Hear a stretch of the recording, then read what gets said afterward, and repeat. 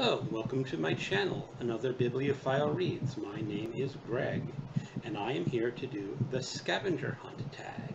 This tag was created by A Cup of Books, and I was tagged by Sandy at Miss Reads a Lot.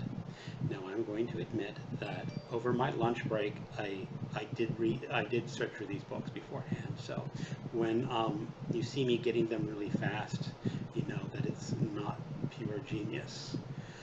You will also notice in the background a lot of boxes on the floor and a couple of empty shelves because I am in the process of moving, and I had already started boxing up books before I got tagged in this video. And unfortunately there were a couple of books that are boxed up that could have been used for this tag. Well, anyway, here I go. Prompt number 1. Book about weather. Hold on for a second.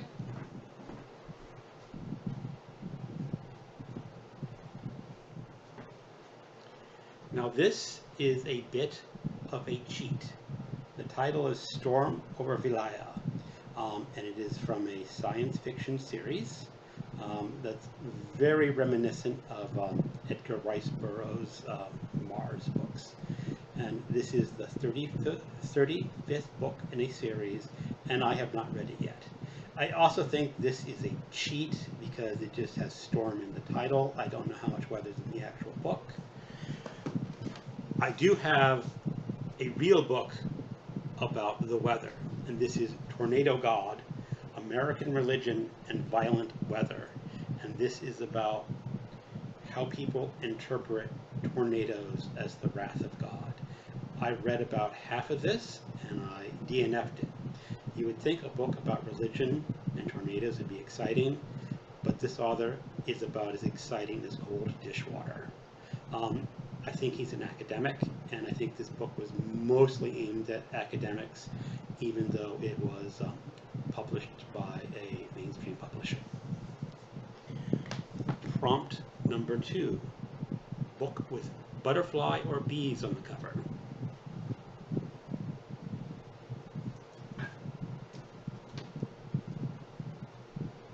This is a book by Vladimir Nabokov, so it's not too surprising that you would find a butterfly on one of his books. He was not quite an amateur butterfly collector. I think he was getting to the point where he would be considered semi-professional, and this is a book of his short stories. Prompt number 3.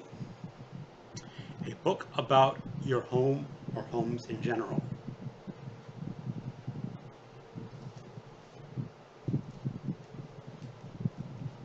House of Leaves by Mark Danielewski. This is an experimental horror novel. It is about a house that is larger on the inside than on the outside. I've skimmed parts of it. It's a very large book, so I need time to read it, and I have not found time yet. And I've owned it for more than 10 years. Book number 4. A book about dirt or soil.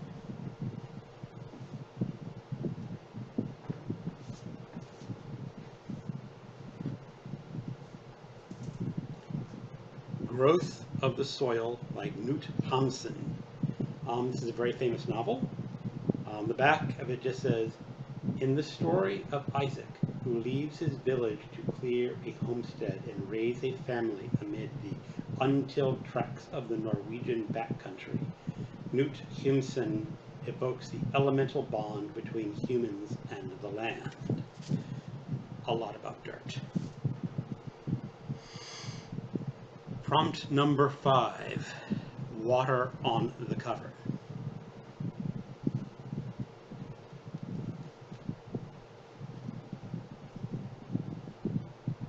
The Terror by Dan Simmons. This is a historical novel about a real-life expedition, a 1945 Franklin expedition to try to find a passage through the North Pole. That much is true, and the ship gets stranded in the North Pole.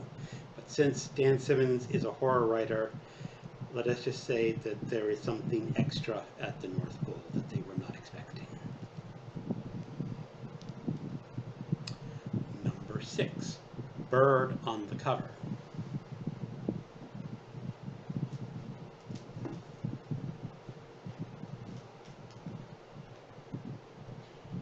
Macrol by Alvaro Mutis. This is a collection of 3 novellas by a Spanish-American author.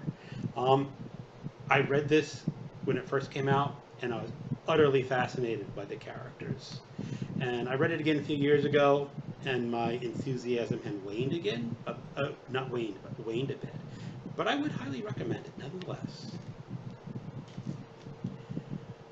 Prompt number 7, footsteps on the cover.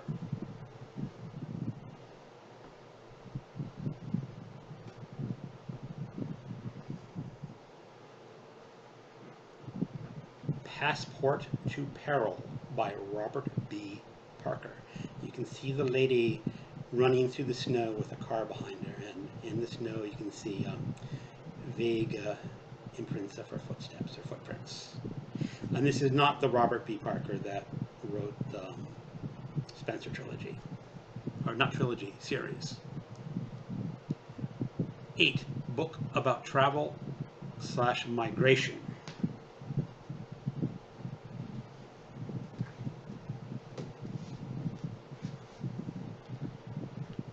The Dying Grass by William T. Vollmann. This is a historical novel. It's about the Nez Perce Indians who were granted a reservation on the East Coast. I think it was Tennessee. I can't remember the state. It may not, but somewhere on the East Coast. And then gold was discovered on the reservation. And the government, in their infinite wisdom, decided to revoke that reservation and send them on a trek across the country. And let's just say the Indians were not pleased, and it did create a small Indian-American war. This is a fascinating book. Vollmann is one of my favorite authors. This is also quite a large book. It has 1,350 pages with footnotes. He also has a very unique style when writing this book. Basically, if I'm going to try to show a page, you can see paragraph indentations on the book. And basically what he's trying to do is create levels of thought within the paragraph. And each indentation is just a sub-thought going through.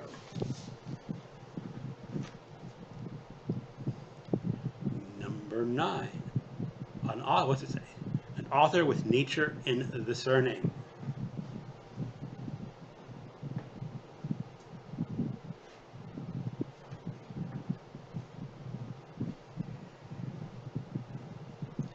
Second Skin by John Hawkes. It has a bird in his last name. Okay, he spells it with an E, but you know, it could be a holdover from the 16th century where spelling was not fixed in.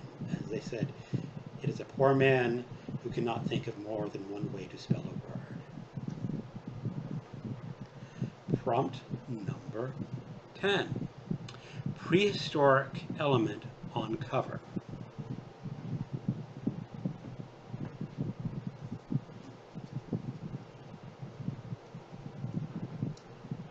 Dinosaur in the Haystack by Stephen Jay Gould, a collection of essays. And that is my scavenger hunt tag. I believe just about everyone has done this by now, so I'm not going to tag anyone else.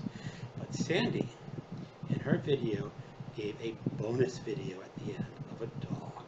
So at the end of this video, you will see a bonus video of my cat, Teddy. Thank you. Have a good evening. Goodbye.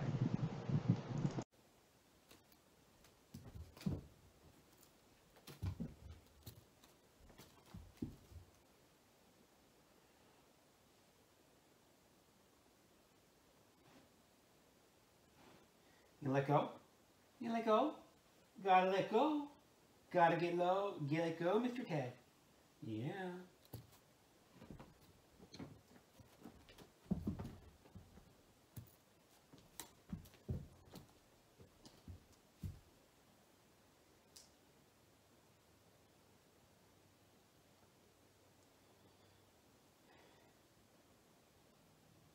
Doing? What you doing, Teddy?